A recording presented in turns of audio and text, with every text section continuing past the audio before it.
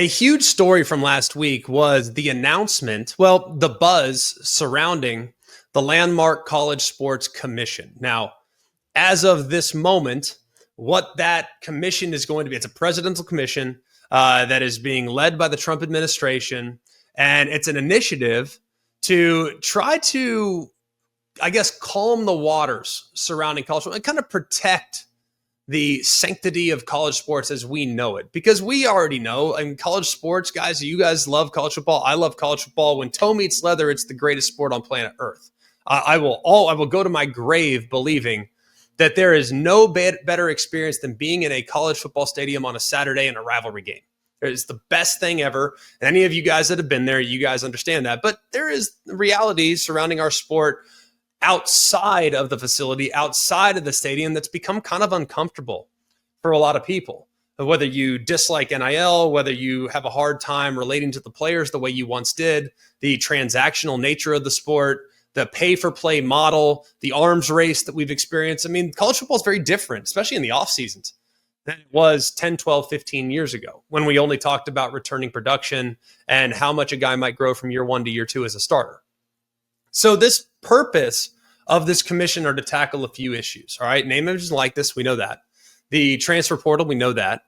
I think they're going to determine whether or not athlete employment status is going to be a part of the conversation. Title IX will be a big part of this commission as well. Olympic sports, the stability within the conferences and whether or not relocation is going to continue to occur.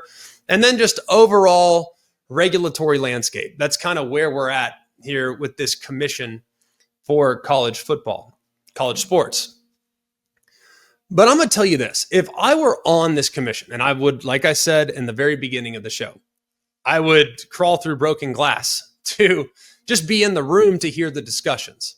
Now, Nick Saban is in line to become the co-chair. I don't think I can think of a better person to lead this commission and help illustrate to those members of the group how we can alter college football, how we can fix college football, how we can sustain what college football's been for 100 plus years, 150 years in some cases.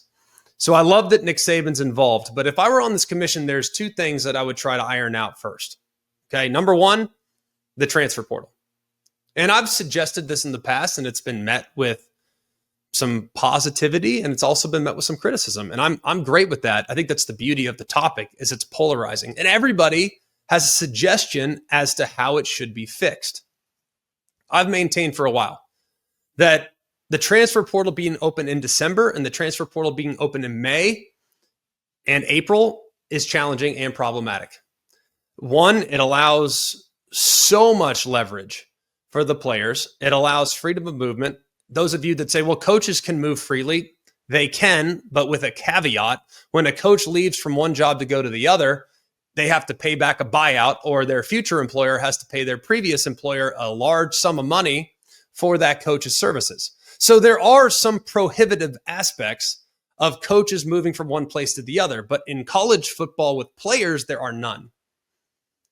So I think that if we were to limit the amount of time that the portal was open, that would calm things down just a little bit. And what I've suggested in the past, and while it's in some cases unpopular, I think having the portal open the month of May is the best thing for the sport. Because the portal, at its infancy, was there as a mechanism for players to find better situations and for teams that had turnover or maybe were down on numbers, they could backfill some spots and create more depth. That's kind of what the portal was all about when it was brought on a handful of years ago. That was its intent. Now, it's obviously gone to the extreme now. But if we were to open it on May 1st and close it on May 31st, it would do a few different things for us. One, it would keep college football in the news. So from my perspective, that's a fantastic place to be. Think about how much traction we would get in May if players were leaving one place and going to another. Okay, that's the first thing that it would do. And I think keeping the sport in the news year round is beneficial for the sport's overall popularity. Why is the NFL the biggest show in all of American sports?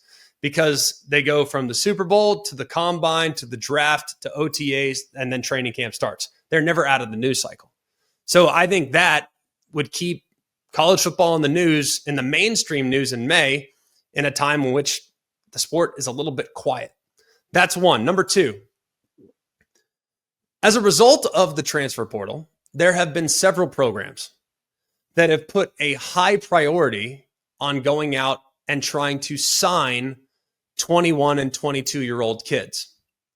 So they put the priority on going and getting experience and more mature athletes. But on the back burner are the high school players. And I don't love that opportunities are being taken away from high school players in favor of guys that are 21 and 22 years old.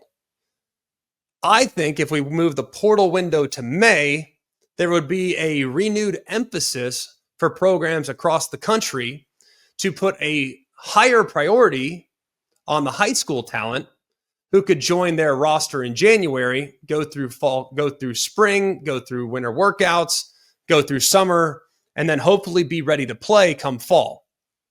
I want to see more focus on high school players getting opportunities as opposed to players that are on their fourth school in 5 years. Number three, what I think this would do is it would calm things down as far as players leaving from one place to go to another in search of a starting spot or guarantees, because at that point, these coaches might think, hey, you know what? Our quarterback room's in pretty good shape. We might not need to take one this year. Spring went better than we anticipated. We don't need to take a guy. We'll only take guys that we absolutely have to have. So you'd see less people going in the portal, and I think you'd see less coaches going and poaching off other rosters, because at that point, they'll have a little more clarity about what their roster might look like upon the completion of their spring practice activities. And then four, I think all of us, well, several of you that are watching the show have been in college before. Several of you have been 18, 19, 21. I think that at the end of the season, if the season didn't go the way you wanted it to go, we have a tendency to make emotional decisions. Decisions that might not necessarily be in the best interest of our long-term development as a player. I know this for certain. I went to Alabama in 2006. I went to play for Mike Shula. Mike Shula was fired after the Iron Bowl in the 2006 season. Had the portal been open 10 or 11 days later after Mike Shula was fired, would I have potentially jumped in because there was so much uncertainty surrounding the future of the Alabama program? It's possible. Had I jumped in the portal, would I have been able to play for Nick Saban and lead Alabama to a national championship as their starting quarterback in 2009? Probably not. I would have made an emotional decision. It had been a decision that I would have regretted for the rest of my life. And I'm sure there's a lot of those examples out there for college sports. But if there is no portal to be opened in December, maybe I would have just seen it through.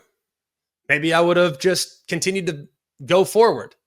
Maybe when a new coach comes in and a player wasn't recruited by that coach, doesn't have a relationship with that coach, maybe that gives this player the chance to evaluate the coach throughout winter workouts and throughout the spring and say, you know what, maybe I actually do fit really well in this defensive scheme. Maybe I actually really like the way the coach handles the wide receiver room. Maybe the situation that I am looking to potentially leave is actually the best situation for me to reach my potential down the road. So I think moving the portal from May 1st to May 31st would be an amazing move for college football. And I think this commission could potentially do that. That would be a high priority for me. The other thing I think would be beneficial is to calm things down from an NIL standpoint. I look at these NIL deals, and one school's contract language is different from another school's and another school's and another school's. If we were to universally adopt contract language that every school must adhere to, that would be remarkably beneficial.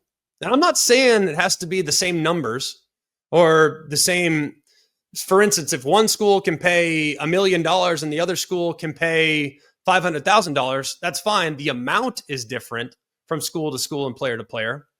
But if the language is universally the same, then we won't have front-loaded contracts. We won't have guys that are getting paid up front and then after they don't like their spring circumstances, they're getting in the portal, and then they have to potentially pay back the money, or they didn't get it, or now they're getting sued by their former school because they owe money for having taken it up front. Now they're not going to be on the team.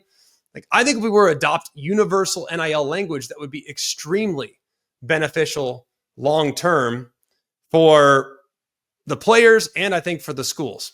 And then finally, if we can't adjust the portal and if we can't create universal language with our NIL agreements for these schools, then how about we potentially look at the possibility of creating buyout language in a lot of these contracts?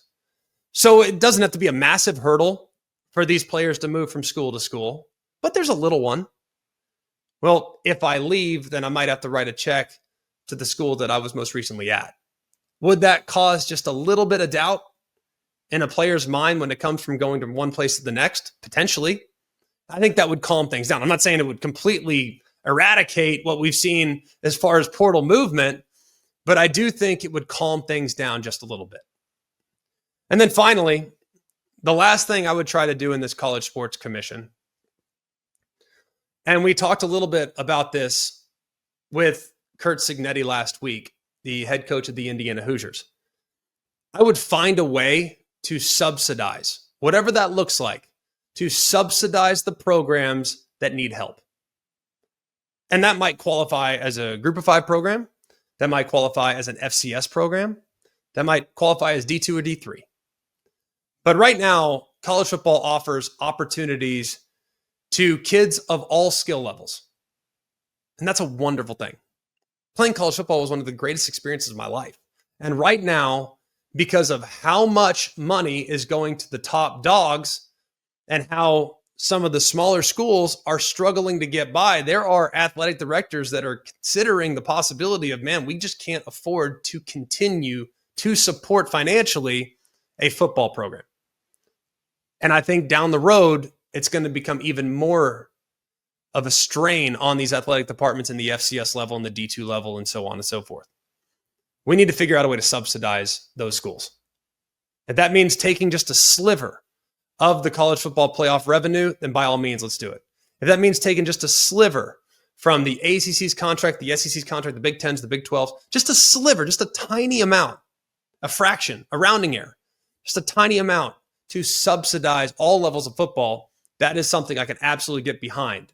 It protects those levels, those kids that are playing the game just truly for the love of the game. And I think that would be advantageous to the overall health of the sport here in the near term.